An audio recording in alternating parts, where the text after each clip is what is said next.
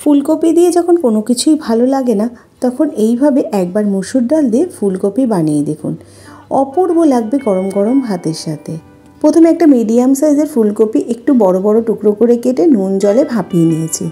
তারপরে একটা গ্রেটারের সাহায্যে ফুলকপিটাকে গ্রেট করে রেখে দিলাম। 1 কাপ মুসুর ডাল ধুয়ে ভিজিয়ে রেখেছিলাম 2 ঘন্টা মতো।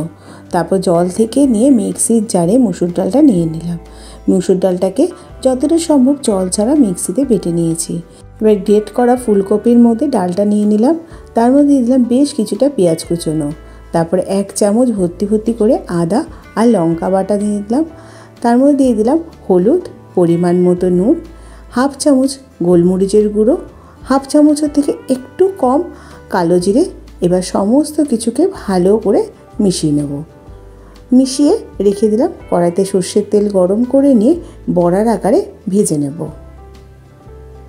গ্যাসের ফ্লেমটা হাইতে করে দিয়ে এক পিঠ একটু শুকনো হয়ে যাওয়ার পর আরেক পিঠ উল্টে দিলাম। আগে যদি উল্টানো হয় তাহলে কিন্তু বড়াগুলো ভেঙে যেতে পারে। লাল লাল করে বড়াগুলোকে ভেজে নেওয়ার পর আলুগুলোকে ভেজে নিয়েছি। আমি ছোট ছোট আলুগুলোকে 2 টুকরো করে নিয়েছি, সেই আলু দিয়ে করছি। আপনারা বড় আলু দিয়েও করতে পারেন। আলুগুলো ভেজে তুলে নেওয়ার পর ওই তেলের মধ্যে তেজপাতা, শুকনো লঙ্কা আর গোটা জিরে ফোড়নে দিয়ে দিলাম। ফোড়ন থেকে একটা মিষ্টি গন্ধ বেরোতে শুরু করেছে। সেই সময় বেশ কিছুটা পেঁয়াজ কুচনো দিয়ে দিলাম। পেঁয়াজটাকে দিয়ে 2-3 মিনিট ভালো করে নাড়াচাড়া করে নেওয়ার পর 1.5 চামচ আদা লঙ্কা বাটা দিয়ে দিলাম। আদা লঙ্কা বাটাটাকে দিয়ে একটু নাড়াচাড়া করে নিচ্ছি। ওই 2 থেকে 3 মিনিট মতো গ্যাসের ফ্লেমটা মিডিয়ামে রেখে দিয়ে তারপর 2টো বড় সাইজের টমেটো পেস্ট করে রেখেছিলাম, সেটা এর মধ্যে দিয়ে দিলাম। টমেটো পেস্টটা দিলে গ্রেভিটা খুব সুন্দর হয়। টমেটোটাকে দিয়ে বেশ সুন্দর ভালো করে কষিয়ে নিয়েছি। তেলটা ভেসে উঠেছে উপরে। এবার কিছু গুঁড়ো মশলা দিয়ে দিচ্ছি। 1 চামচ জিরে গুঁড়ো, 1 চামচ ধনে গুঁড়ো, 1/2 চামচ হলুদ গুঁড়ো, 1/2 চামচের থেকে একটু বেশি কাশ্মীরি লাল লঙ্কার গুঁড়ো আর পরিমাণ মতো নুন দিয়ে ভালো করে মশলাটাকে কষিয়ে নেব। গ্যাসের ফ্লেমটা মিডিয়ামে রেখে দিয়ে মশলাটাকে ভালো করে কষিয়ে নেওয়ার পরে এবার ভেজে রাখা আলুগুলো দিয়ে দেবো। আলুটাকে দিয়ে একটু নাড়াচাড়া করে নিয়ে সামান্য একটু উষ্ণ গরম জল দিয়ে দিচ্ছি। এবার মশলাটাকে খুব সুন্দর করে একটু সময় নিয়ে কষিয়ে নেব। এইভাবে যদি মশলা কষানো হয়, ঝোলের স্বাদটা কিন্তু দুর্দান্ত হয়।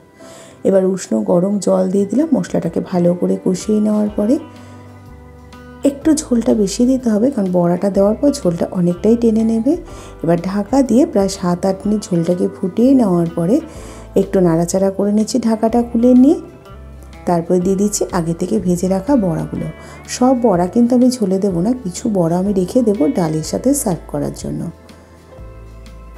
এবার হালকা হাতে নাড়াচাড়া করে নিয়ে ঝোলটা 2 মিনিট মতো ফুটিয়ে নেওয়ার পর 1/2 চামচ গরম মশলা আর 1 চামচ ঘি দিয়ে গ্যাসের ফ্লেমটা বন্ধ করে 15 মিনিট স্ট্যান্ডিং টাইমে রেখে দিয়ে আমি বড়ার ঝোলটা সার্ভ করে দেবো।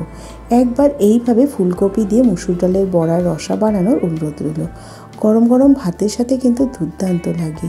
তাহলে আজকে এই পর্যন্ত। আবার হাজির হয়ে যাব নতুন কোনো রেসিপির সাথে। ভালো থাকবেন, সুস্থ থাকবেন। ধন্যবাদ।